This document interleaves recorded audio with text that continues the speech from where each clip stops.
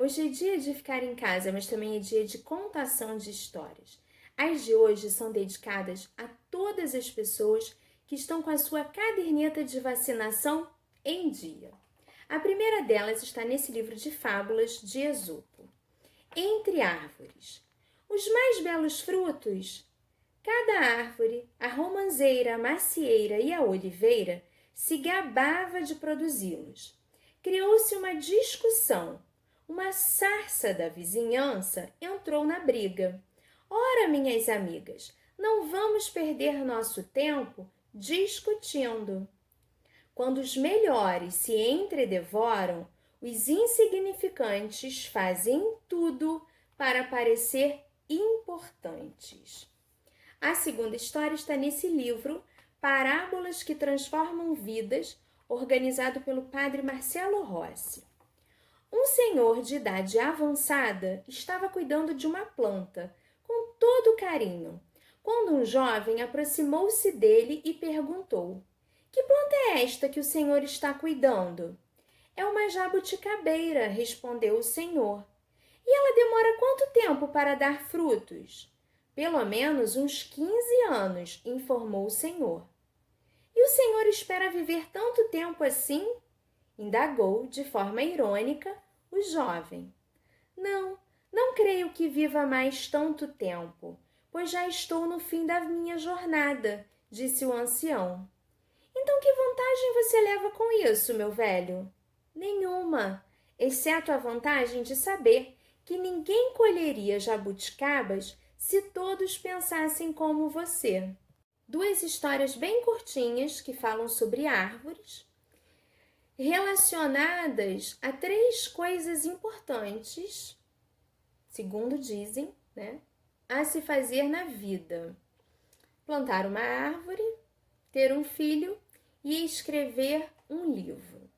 Também é um momento muito oportuno para refletir, o momento da pandemia que estamos vivendo, que de certo modo nos enche de esperança ao ver as campanhas de vacinação tendo início em vários países, de forma emergencial ou não, como no caso da Suíça, mas também nos deixa muito apreensivos por não termos um plano eficaz de imunização e por conta de todo o movimento anti-vacina.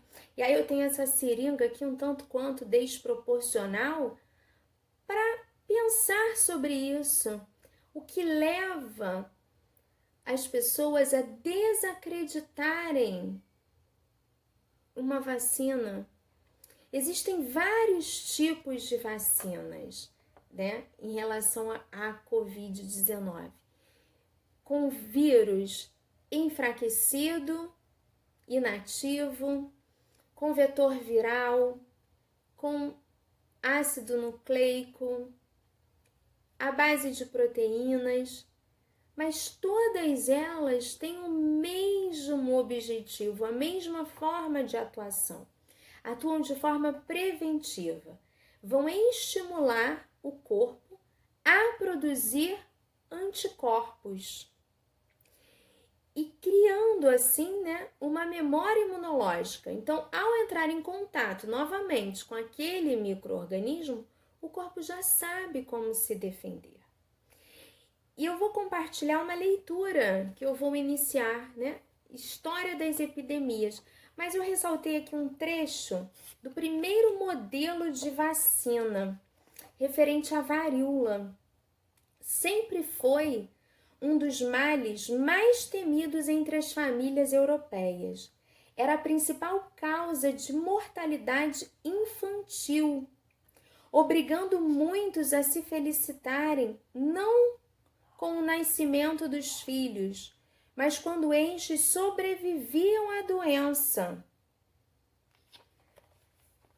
Então, Stefan Cunha diz, relata aqui, que os chineses retiravam as crostas das lesões cutâneas na pele dos pacientes em convalescência, reduziam-nas a pó por maceração, que era então assoprado através de bambus nas narinas das crianças, fazendo com que estas ficassem protegidas. Hoje, nós sabemos que introduziam quantidades de fragmentos de vírus mortos que não causavam a doença, mas eram suficientes para, absorvidos pela narina, estimular o sistema imunológico a produzir anticorpos. Não transmitiam a doença, porque após a fase bolhosa na pele, nossa imunidade combate o vírus. E na formação de crostas, há somente vírus já destruído. Então, conhecimento, informação é importante. Trazendo, para uma realidade mais próxima, vamos dizer assim. Em 1955, Salk criou a primeira vacina contra a poliomielite. Mas ela não era eficaz para evitar a infecção inicial. Ela evitava as complicações. 5 anos depois, Albert Sabin trabalhou então com o vírus atenuado da poliomielite, que seria administrada oralmente, a gotinha, do Zé Gotinha. Então, e com isso, ele conseguiu que essa vacina atuasse de forma preventiva. Abriu mão de todos os direitos de patente e isso viabilizou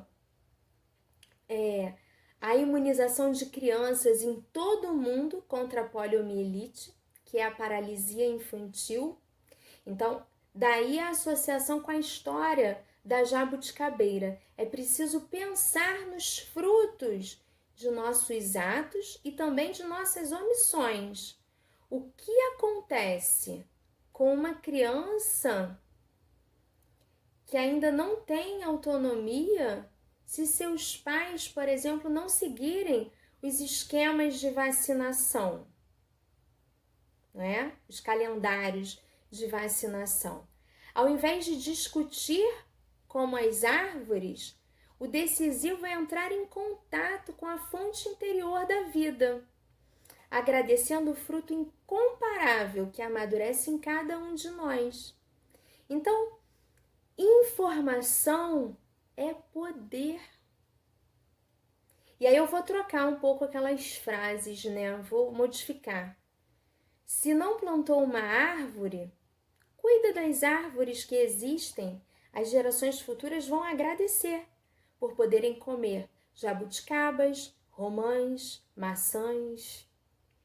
Se não tem um filho, cuide dos seus pais, para que eles não sejam atingidos pelo vírus e que mais adiante eles possam ser imunizados, eles recebam a vacina.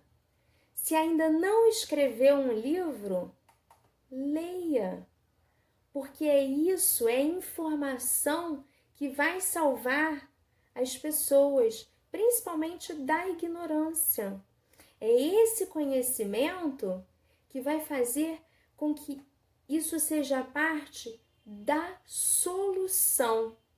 Então, a questão não é vacinar ou não vacinar. Vacinar é a solução. Espero que vocês fiquem com essa reflexão, que façam a escolha certa. E vem comigo, conta uma história.